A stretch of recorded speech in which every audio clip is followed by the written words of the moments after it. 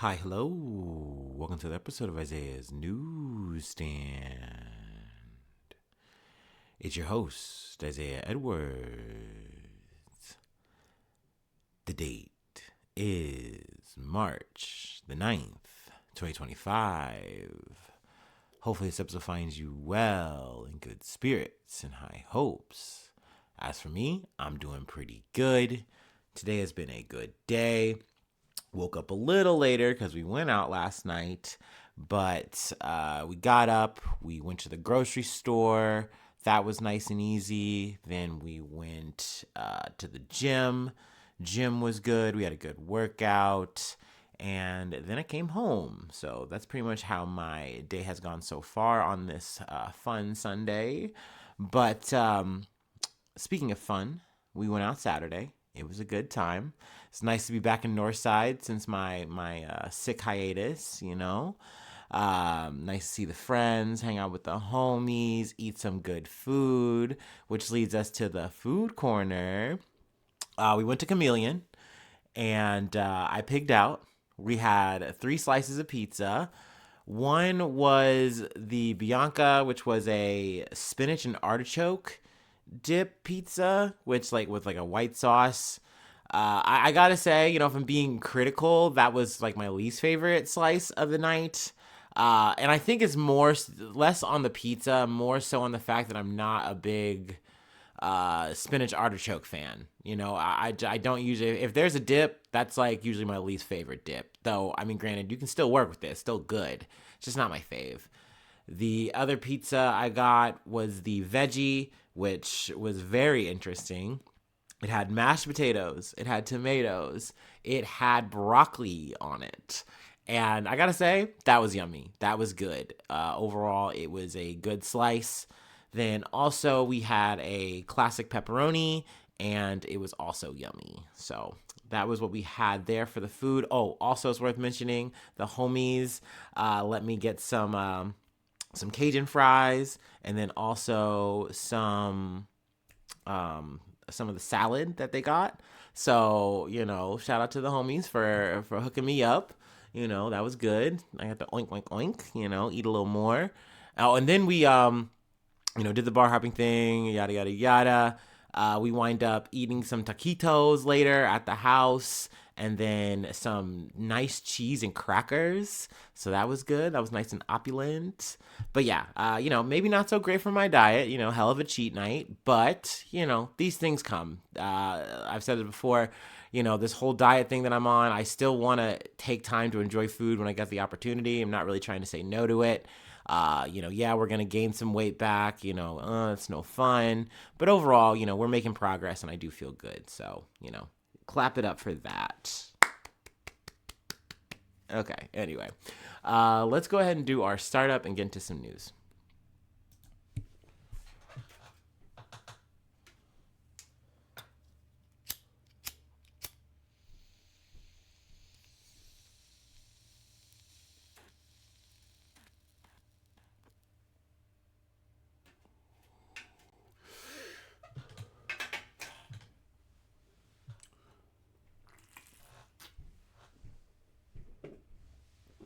All right. Whew. All right, our first story comes from NBC News. Hundreds of civilians have been killed in Syria. Here's what we know. Hundreds of civilians have been killed in Syria in the last 48 hours, marking the deadliest eruption of violence since the fall of the Assad region in December. The UK-based Syrian Observatory for Human Rights, or HOHR, reports at least 830 civilians have been killed in what is described as the largest collective act of revenge in the coast and its mountains, with the death toll expected to rise. More than 1,300 people have been killed in 72 hours, according to the organization. The total includes security force members and militant deaths. It is unclear which group are involved in the killing of civilians, with reports of different militias converging in the area, and much remains unknown about what is unfolding in Syria. Interim Syrian President Ahmad al-Shara called for peace on Sunday amid reports of executions, firing squads, and bodies piled up in the streets. Clashes between Syrian government forces and fighters loyal to the deposed dictator, Bashar al-Assad, have also led to hundreds of deaths on both sides. The violence has been concentrated in the coastal areas of Tartus and Latakia, the home of the Alawite community, a small Islamic sect to which the Assad family belongs. According to the HOHR, the vast majority of civilian dead appear to be Alawites, which NBC confirmed or has not independently confirmed. So obviously that number is a big increase from the 72 that we covered in the previous episode. So I definitely felt like it was relevant to cover it. Also, just the increase in civilian deaths that are being reported is obviously very unfortunate, very unsettling. And whether or not, it's government, involved, or it's, Sunni or, some kind of offshoot militant group doing their own thing, that onus still does fall on the government in terms of taking care of its people and saying, hey, this isn't going to happen. We're not going to allow this to happen. So definitely unfortunate to see, but I will keep you posted on any more news that comes out of Syria. There is, another breakdown of what's going on, further into the article, but, we'll skip that. We've talked about that a few times now.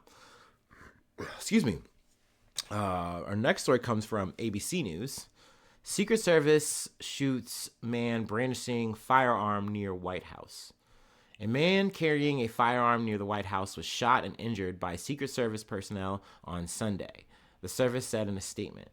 The Secret Service had been contacted on Saturday by local police, who said a suicidal individual may have been traveling to Washington from Indiana, according to the statement. Members of the Secret Service found a man's parked vehicle near 17th and F Streets in Washington at about midnight, the statement said. The vehicle was parked near the Eisenhower Executive Office Building, which is next to the White House. They also saw an individual on foot matching the description nearby, the statement said. As officers approached, the individual brandished a firearm and an armed confrontation ensued, during which shots were fired by personnel. The man was taken to an area hospital where his condition is unknown, the statement said. Secret Service personnel were not injured during the confrontation, the service said.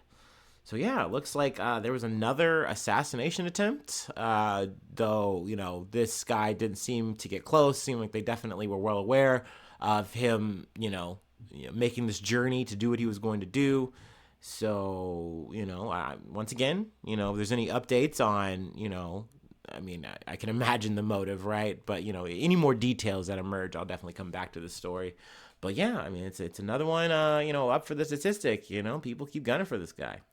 Anyway, let's move on. Speaking of this guy, let's talk about Trump. From The Independent, defiant CBS suddenly comes out swinging in $20 billion Trump lawsuit. CBS has filed a motion to dismiss President Donald Trump's $20 billion lawsuit over former Vice President Kamala Harris's 60-minute interview last year, calling the suit an affront to the First Amendment without basis in fact or law. The president had previously claimed the outlet edited the interview in such a way as to attempt to make him look bad to voters, allegedly contributing to voter interference. He filed the lawsuit in October, months before taking office, prompting CBS to publicly release the unedited video of Harris last month, in a bid to demonstrate there was nothing unusual or manipulative in the editing. All broadcast interviews are edited, if only for length to fit the format of a program. The suit by Trump is unusual in that it appears to aim at control of editing decisions made by news organizations. So I remember when this came out initially, this accusation which led into a lawsuit. I don't really think I actually covered this on the episode, though. It just felt like whatever, one of the many things he was doing.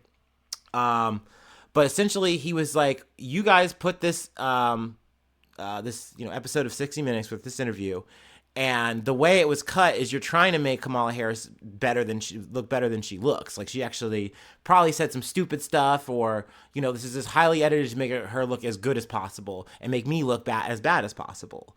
And essentially, CBS is like, no, that's not what we did. We edited it like we would edit any other, interview, to make sure it fits the format. It works. It's smooth. This is a professional broadcast. We're not fucking amateurs. But essentially, Trump tried to warp that, or at least he hopped on a narrative that was being presented like, oh, yeah, they made Kamala Harris look as good as possible to make Trump look as bad as possible. And if he went on, they would probably do the exact opposite. It's like, bro, okay.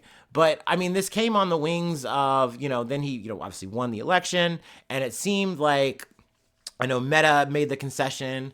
I believe ABC did as well, in terms of saying, hey, look, you have lawsuits against us for one thing, form, or, fashion, whether it's defamation or, whatever it was between Meta.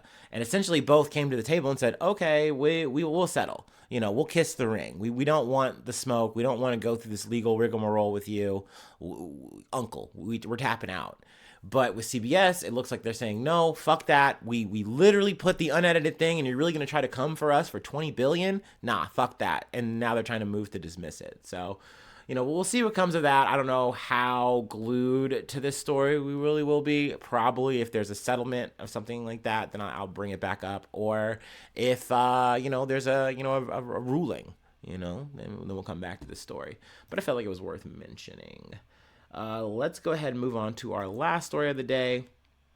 Coming up about Walgreens from CNN. But before we dive in, let me go ahead and take my last break.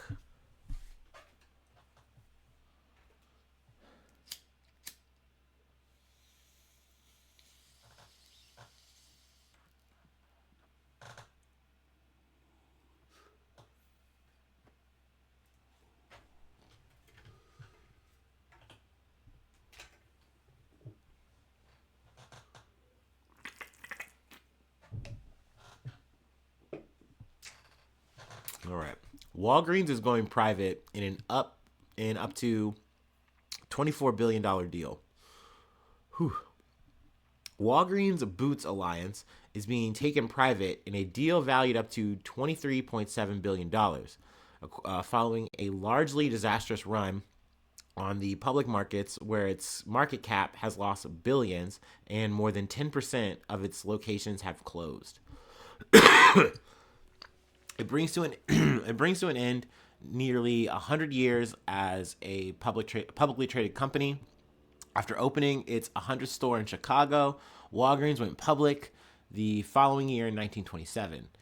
Private equity firm Sycamore Partners agreed to pay $11.45 a share in cash, according to a statement from Walgreens, including debt and other potential future payouts. The company said the full value of the deal could reach up to $23.7 billion. Walgreens shares have lost nearly 80% of their value over the past 5 years, but have perked up in recent months following reports that the company was in talks to go private. Sycamore specializes in consumer and retail services, and the company said it would continue to operate under its portfolio of brands out of the Chicago area. While we are making progress against our ambitious turnaround strategy, meaningful value creation will take time, focus, and change that is better managed as a private company. WBA, which is Walmart, CEO Tim Wentworth said in a statement Thursday, Sycamore will provide us with the expertise and experience of a partner with a strong track record of successful retail turnarounds.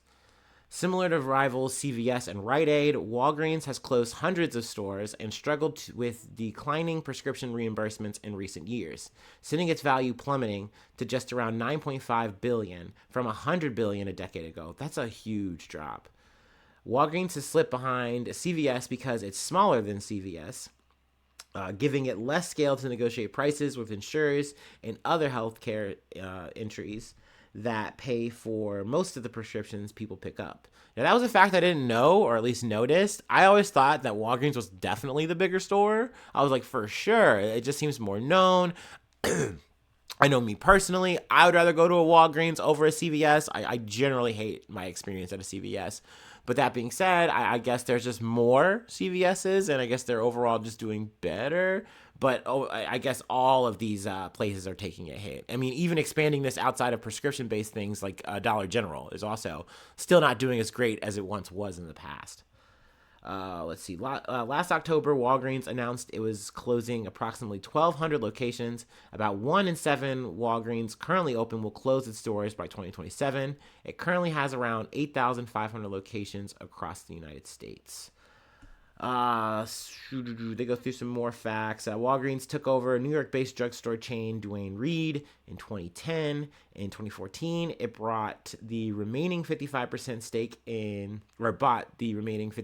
stake in European drugstore operator Alliance Boots for $5.3 billion in cash, keeping its corporate offices in the United States. So, I mean, in terms of how I feel about this deal, I mean, it really doesn't affect me at all. I mean, I like Walgreens. I'm not that much of a stan. I think it's a bummer, though, to see a company that was being being publicly traded to go to private, because that generally means that the public has less of an effect on the company in that regard. Obviously, for corporate interests, you're shoring up your money and your resources, and if you trust the private equity or private firm that's taking you over, buying you out, then you're gonna feel better about it. But then naturally, as this other company, I guess, right, you're putting all your eggs in that basket, right? So I guess that's the scary potential con there, or maybe their stewardship or their influence now isn't going to actually get you out of this hole. But I mean, who can say? Only time will tell. So yeah, I mean, I guess that's my 2 cents on the matter. We'll see what comes of Walgreens in the future. I'm hoping that at least my local Walgreens that I frequent, I say frequent, but the one I would like to go to when I go to a Walgreens, hopefully it stays open. That would be nice, because I hate change and also do not like CVS.